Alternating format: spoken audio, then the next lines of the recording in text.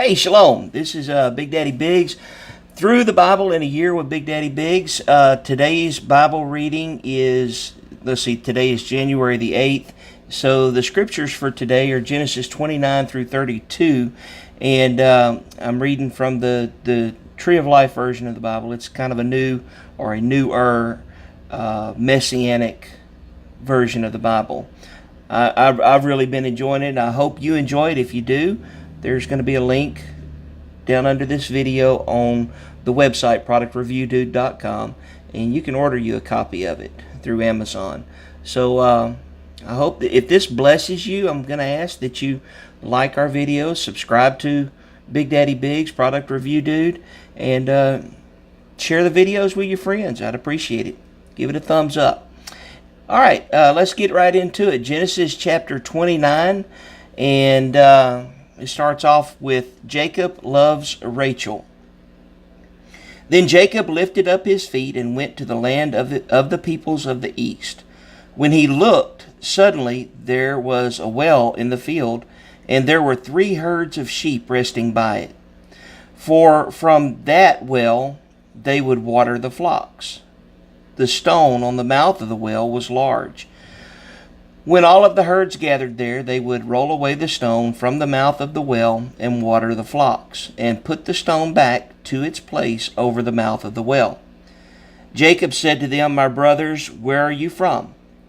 "We're from Haran," they said. So he said to them, "Do you know Laban, Nahor's son?" They said, "We know." He said to them, "Is he well?" "Well," they said, "look, here comes his daughter Rachel with the flock."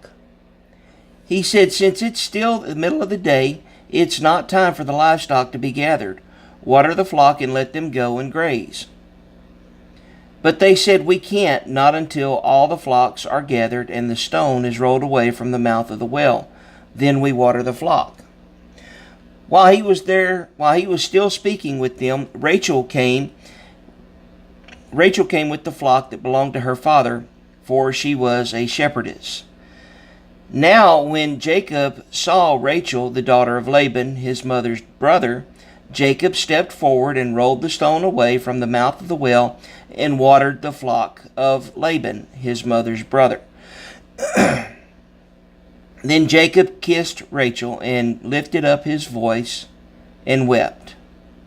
Then Jacob told Rachel that he was her father's relative and that he was Rebekah's son. So she ran and told her father.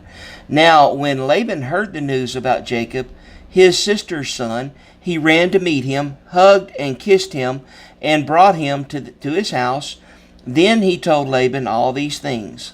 Laban said to him, "Surely you are my own bone and flesh." And he stayed with him for a month. Then Laban said to Jacob, "Should you, my relative, serve me for nothing? Tell me, what should your wages be?" Now Laban had 2 daughters. The name of the older was Leah, and the name of the younger was Rachel. Leah's eyes were delicate, but Rachel was beautiful in form and appearance. Jacob was in love with Rachel, so he said, "Let me serve you for 7 years for Rachel, your younger daughter." Laban said, "It's better that I give her to you than I give her to another man. Stay with me." So Jacob worked for Rachel 7 years, yet in his eyes it was like a few days because of his love for her. Then Jacob said to Laban, "Give me my wife, for my days are completed, so I may go to her." So Laban gathered all the men of the place, and he prepared a feast. When it was evening, he took his daughter Leah and brought her to him, and he went to her. Laban also gave Zilpah, his female servant, to his daughter Leah as a female servant. So when it was morning, behold, there she was, Leah. So he said to Laban, "What is this you've done to me? Wasn't it for Rachel that I worked with you? So why have you deceived me?" But Laban said, "It's not done in our place to give the younger before the firstborn. Complete the bridal week for this one. Then we'll also give you this other for work that you'll do with me another 7 years." So Jacob did, He also completed this one's bridal week. Then he gave him his daughter Rachel to be his wife. Laban also gave his daughter Rachel his female servant Bilhah to be a servant for her. Jacob also went to Rachel, and indeed loved Rachel more than Leah, so he served with him for yet another 7 years. Rivalry continues with the wives. Now Adonai saw that Leah was unloved, so he opened her womb, but Rachel was unable to conceive. Leah became pregnant and gave birth to a son and named him Reuben, because she said, "For Adonai has seen my affliction. Surely now my husband will love me." Then she became pregnant again and gave birth to a son and said, "For Adonai heard that I am hated, so he's given me this one also." And she named him Simeon. Then she became pregnant again and gave birth to a son and said, "Now this time my husband will join himself to me, because I've given birth to 3 sons for him." For this reason he was named Levi. Then she became pregnant again and gave birth to a son and said, "This time I praise Adonai." For this reason she named him Judah. Then she stopped having children. Genesis 30. When Rachel saw that she bore no children for Jacob, Rachel was jealous of her sister. So she said to Jacob, "Give me sons.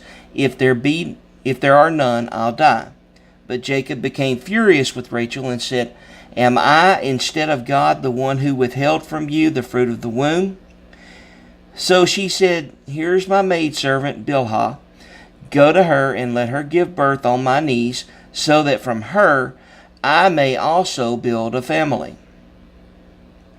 Then he gave her maidservant Bilhah to him for a wife, and Jacob went to her. Bilhah became pregnant and gave birth to a son for Jacob. So Rachel said, "God has judged my cause and also heard my voice, and given me a son." Therefore she named him Dan. Then Rachel's female servant became pregnant again and gave birth to a second son for Jacob. So Rachel said, "I've surely wrestled greatly with my sister. Also I've won." So she named him Naphtali.